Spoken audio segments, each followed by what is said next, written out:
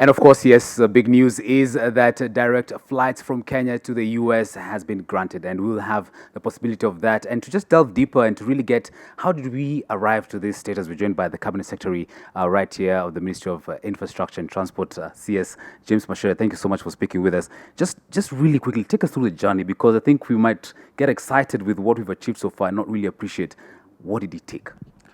Yes, thank you. As you know, getting Category 1 status is actually a very, very special achievement. To us, actually, we started this journey about 6 years ago. And issues kept on cropping up.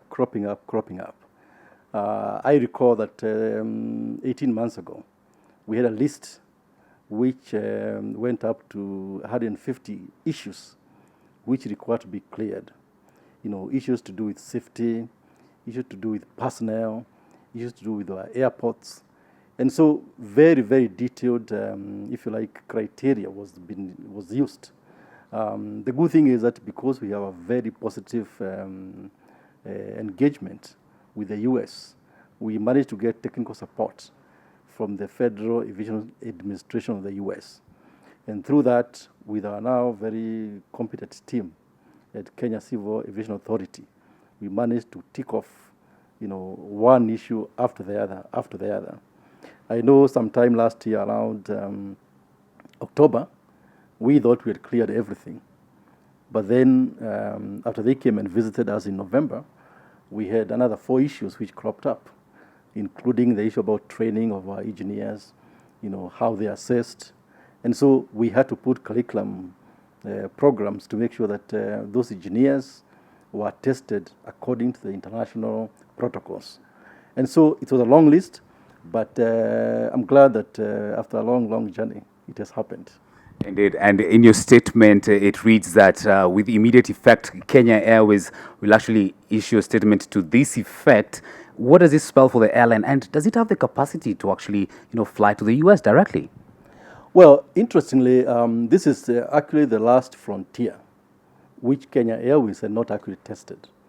As you know, KQ has gone to China, they've gone to Europe, but you see, the US, given what it is in terms of impact on our economy, it was ironical that Kenya Airways could not fly to the US. And so we had bought aircraft, appropriate equipment some years ago, which could fly these intercontinental markets. Like, for example, KQ had bought more than 10 787 Dreamliners, which are used for these long-haul markets. And so with that now, we anticipate that they will leverage on the current equipment which they have to make sure that the aircrafts are properly used and bring us revenues as a country and also as a company. And so that's what I'm saying. KQ could not wait for this to happen. Tomorrow, they are actually issuing a statement to that effect to confirm that indeed they've put in an application to fly directly to the US. Waziri, another concern, of course, is in the infrastructure. Here we're looking at the Jomo Kenyatta International Airport. You mentioned, aircraft such as the Airbus A380 will not be able to even land in Kenya. So there are plans for a second runway? We have actually gone into even the tender process. It's not something which we are planning for the future. Already the tenders are out for the construction of the second runway.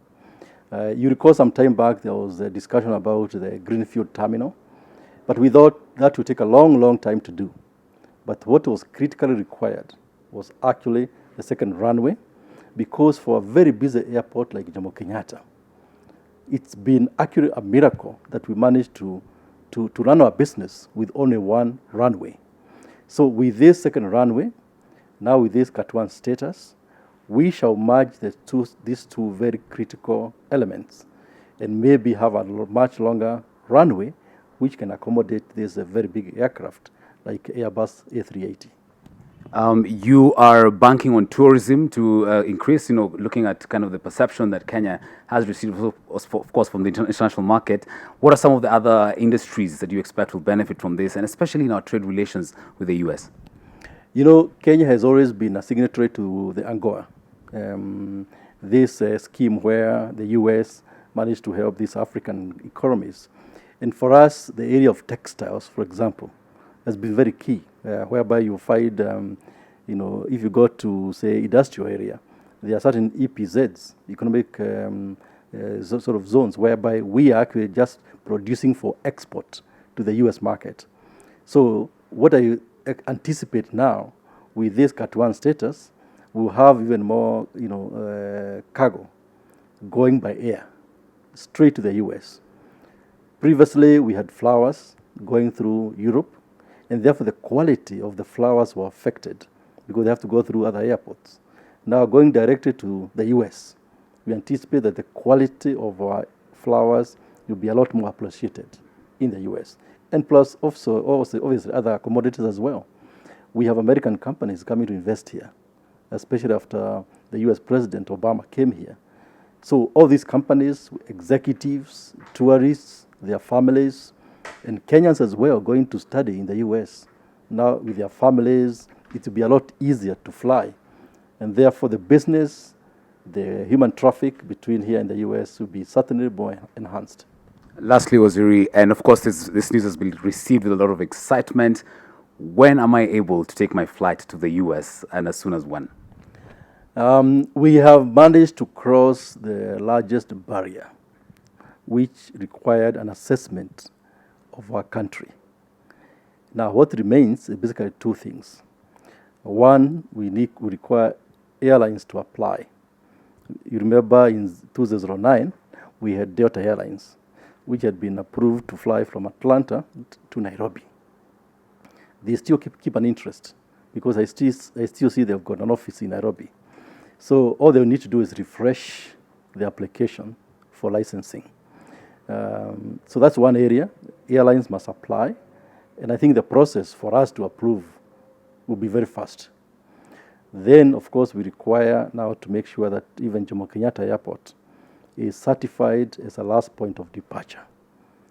Because for safety, the last point of departure is critical to make sure the security of the aircraft is guaranteed.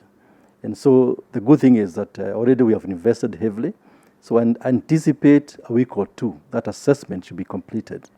So I would say as early as next month, we can have actually those direct flights to the US. Very well. We hope we'll be with you together in that flight to the US for this. Indeed, indeed. Thank you very much. That has been none other than the Cabinet Secretary of Transport and Infrastructure, CES, James Macharia, just giving us an update on this Kenya being granted the Category 1 status by the US to fly directly. Keep it NTV. My name is Laban Cliff.